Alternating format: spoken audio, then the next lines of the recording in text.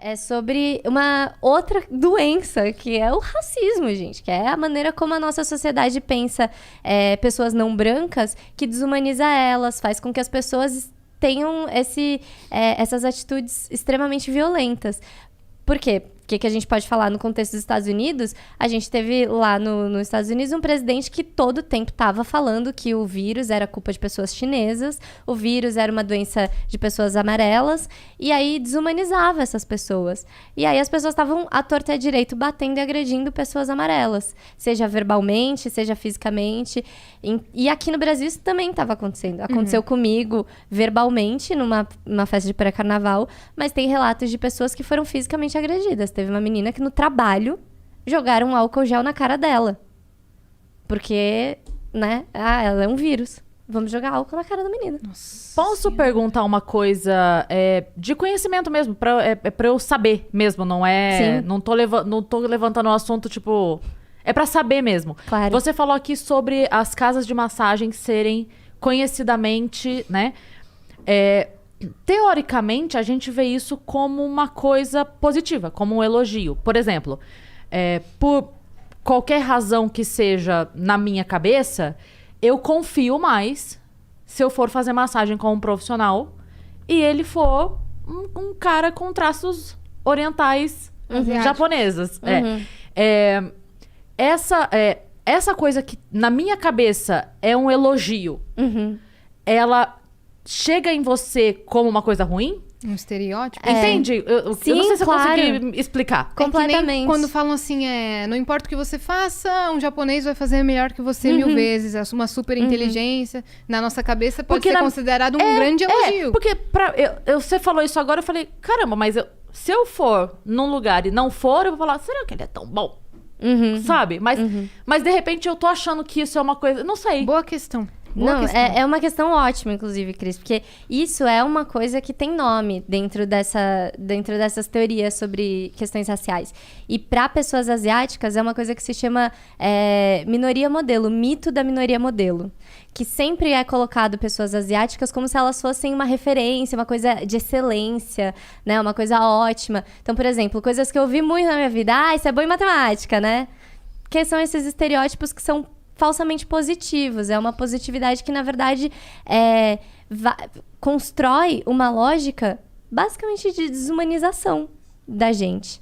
Porque, primeiro, é um estereótipo, e é um estereótipo que tá colocando a gente num lugar de excelência. Então, vou falar um pouco sobre mim, assim. Eu cresci achando que eu tinha que ser excelente. Achando que eu tinha que tirar 10 sempre. E, às vezes, eu tirava 10... Juro pra vocês, gente, eu era muito CDF. Eu sou até hoje. Eu era muito nerd. E às vezes eu gabaritava o boletim, eu tirava 10 em tudo. Se eu tirasse 9,5, eu ficava muito mal, porque eu achava que eu não estava cumprindo as expectativas que todo mundo apontava pra mim e falava, não, mas você é isso? Eu não podia ser menos do que aquilo, eu tinha que ser excelente. Isso é pauta da minha terapia. Toda semana tá lá minha terapeuta me ouvindo sobre isso. Eu me identifico muito nessa questão. Pois é, e é uma questão que por parte de mãe tem essa cobrança da excelência, né, da asiática, que é esse mito da minoria modelo, e por parte de pai, o que eu absorvi muito sobre o meu pai é que ele é um cara negro que veio de uma realidade completamente sem oportunidade. Ele veio de uma família muito pobre, de muitos irmãos, uma família muito grande, no interior da puta que pariu de Minas Gerais, entendeu? E ele teve que batalhar muito pra conquistar as coisas que ele conquistou. Hoje o meu pai é o primeiro chefe negro do departamento de cinema da USP. Hoje ele é isso. Mas ele passou por muitas coisas. É aquilo que você estava falando, né? As pessoas que são pioneiras têm que batalhar 15 vezes mais. E o meu pai, para provar que ele é muito bom nesse trabalho, ele tinha que trabalhar e mostrar 10 vezes mais o trabalho dele. Então, por parte de mãe... E você também, na TV. Na TV. Por parte de mãe, eu absorvi essa coisa da excelência asiática, que é o lugar que esperam que uma pessoa asiática esteja. E por parte de pai, eu absorvi muito disso, de ter que mostrar 10 vezes o meu trabalho para poder estar no lugar em que eu estava. Porque se você não se prova como uma boa atriz, a galera vai falar, ela tá nesse papel porque tinha que ser japonesa. Porque tinha que ser japonesa, exato. E aí é tipo assim, oportunidade para uma pessoa japonesa é tipo 1 em 1 milhão. E se ela não é boa, aí, ó, tá vendo? Ah, não tem ator japonês bom. Ah lá, a menina é ruim. Aí todos os atores japoneses são ruins. Porque faz parte dessa lógica de que é todo a mesma coisa, de que é tudo um bolinho só, de que é tudo igual. E aí, se uma atriz asiática não vai bem, aí ela representa todas as mulheres asiáticas, né? Então, faz parte dessa lógica também. E aí, eu me cobrava muito. E essa lógica da minoria modelo, ela também é uma grande questão porque ela foi criada por uma lógica branca, uma lógica de branquitude, para poder oprimir outro grupo étnico. Então, nós, pessoas amarelas, a gente é utilizado para poder oprimir uma pessoa negra. Porque, né, a gente chegou aqui no Brasil tendo poucas oportunidades, sendo mão de obra em trabalhos... para substituir a mão de obra escravizada, né, aqui no Brasil, tendo trabalhos extremamente difíceis, com condições complicadas também. Mas aí, discurso, inclusive, do nosso honorável presidente.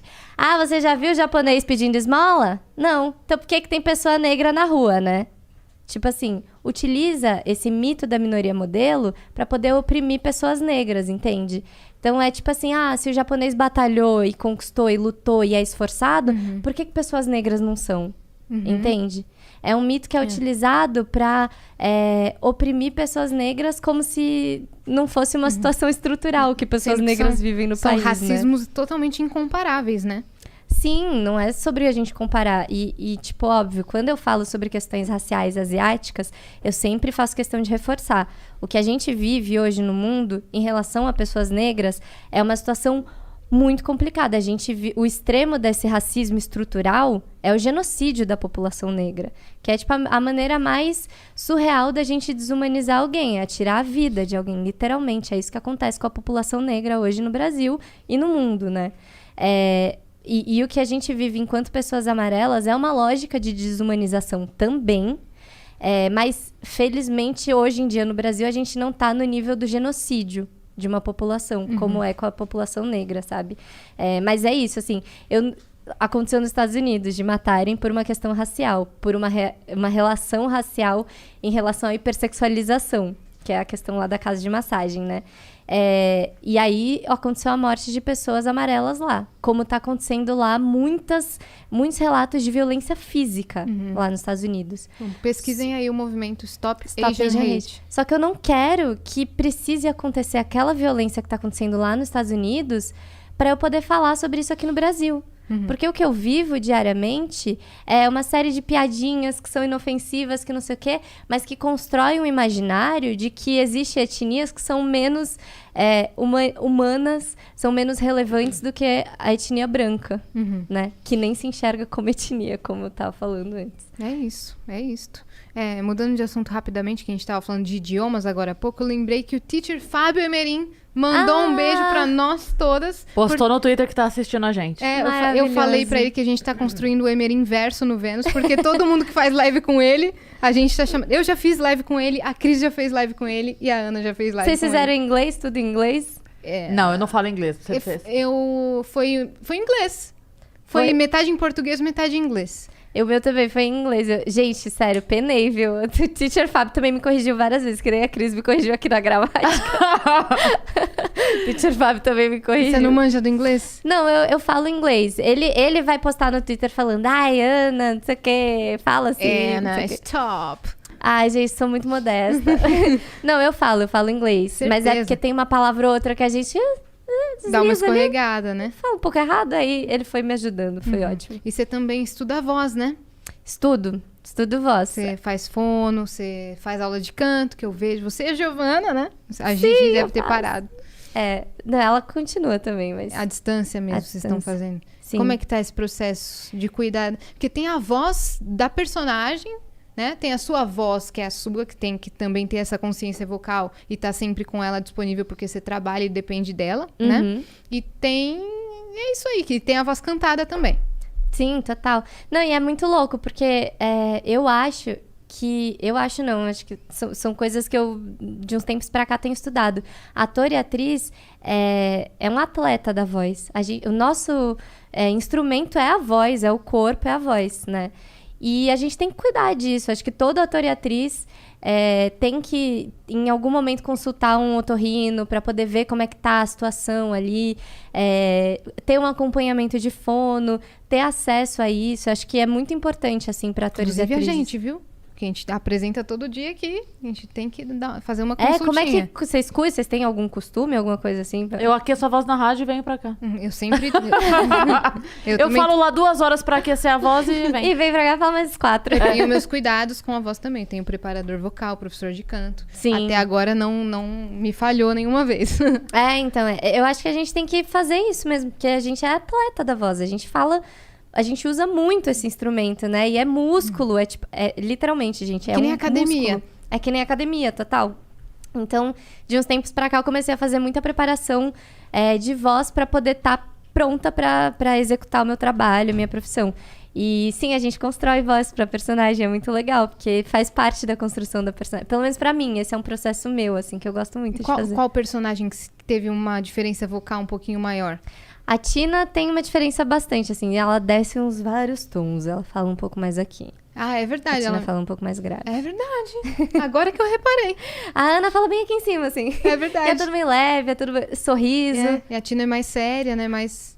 A Tina ainda não é tão séria quanto a Wanda. Acho que a Wanda tem menos sorriso, bem menos sorriso. E eu sou uma pessoa que eu falo, tipo, coisas que a Fono me ajudou a identificar. Eu falo de uma maneira um pouco mais horizontal. Então, todas as minhas falas são mais sorrindo, né? E aí, a Wanda, eu tô tentando colocar uma coisa mais vertical, um pouco mais... Também é mais grave e tal. Enfim, a gente vai construindo isso. Pra muito fazer legal. vilã, tem que mudar totalmente, né? Que não dá pra uma vilã falar, não. Também dá pra construir uma vilã assim que fale um pouco mais... Ironicona. Bem uma irônica. Ela pode ser. Pode ter uma vilã que ela fala tudo aqui. A vilã do colégio, tem um tom de né? ironia, coloca um ar na voz e ela tem uma maldade aqui nessa voz. É a vilã Manu Gavassi, essa aí. Não é vilã maluca? A vilã Exato. Manu Gavassi, de novelas. Então, tá fazendo inglês, canto, fono, Síndica. síndica. São muitas coisas, Ana. Mas vamos falar, então, um pouquinho de Malhação. Viva a diferença. A gente não falou, né? Sobre... Não falamos. E também As Five. Claro. Da diferença da Malhação pra As Five, porque é um spin-off. E na Malhação, as personagens tinham ali uma determinada história, uma determinada forma de se comunicar. E em As Five eu achei que Deu um salto. deu um salto ali, né? Tinha mais sexo, tinha mais droga, uma coisa mais pesada, né?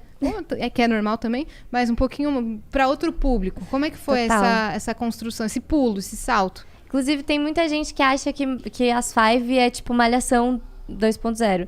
E não é, assim, eu acho que é outro lugar, é outra linguagem, é série, são outros temas que a gente aborda. A gente fala muito sobre sexualidade sem tabu. Tem uma cena que é muito bonita, que é uma das 5 protagonistas, ela se masturba no banho. E é uma parada que, cara, vocês conseguem lembrar cenas, assim? Cenas de masturbação feminina. Acho que eu nunca vi Quantas? em nenhum lugar. Muito difícil, né? E é um tabu, porque, tipo, gente... Tipo, as pessoas não falam, né, sobre masturbação feminina. E é bom pra caralho, gente. Testem aí em casa. E é isso, assim, a gente fez cenas incríveis falando sobre sexualidade, falando sobre drogas e não demonizando drogas, porque eu acho que a gente não tem que demonizar pra trazer a discussão, né? Não precisa demonizar pra trazer essa discussão. E a série é demais, porque é esse salto da vida, né? A Malhação a gente tinha 16, 17 anos, as personagens. E aí a série é sobre essas 5 protagonistas com uns 24, 25 anos. Então é outro universo, outra linguagem, outros diálogos. É maravilhoso. Como é que a Tina tá nas Five, pra quem Drogada. não assistiu? É mesmo? Virou DJ? Virou DJ. Tá virada na droga, coitada. É mesmo? Que ela tá com questões psicológicas. Spoiler, a mãe morreu. Pode dar um spoiler, porque as Five tá disponível, ó. Já Há deu muito tempo, gente, ó. No fim da Bíblia, Jesus morre e a mãe da Tina também, no início da série das Five. Caramba!